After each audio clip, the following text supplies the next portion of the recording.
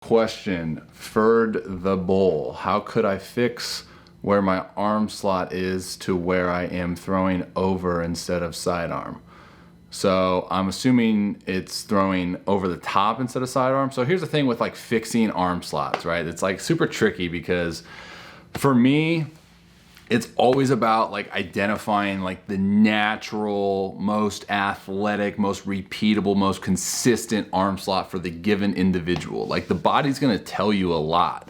Each individual is going to be different in how they proceed with completion of a task, right? So I would go right off the bat, just to identify your most natural like arm slot.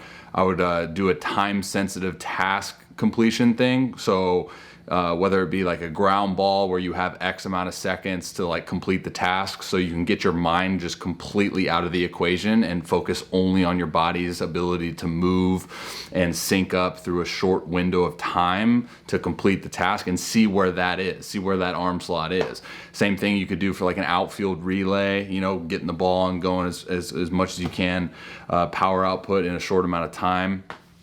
Just simple stuff like that's going to give you a really good indication of where, you know, your arm slot should needs to be. But I can understand like if you're somebody that you know, is throwing like sidearm and maybe facing some elbow fatigue or just like, you know, discomfort, or you're just not satisfied with like the results.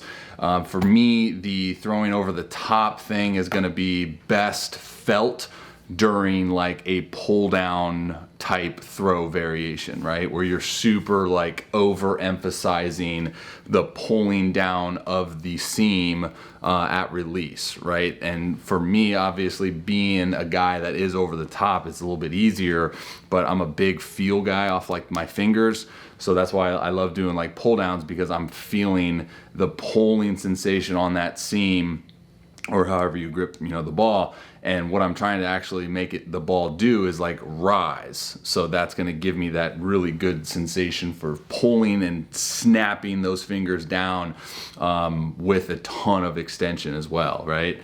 So you could do the same thing for like long hops in your throws, where you're pulling down on that seam and you're focusing on an area in front of your target where you can like hit, and then you know, long hop, obviously. I'm trying to think what other over the top.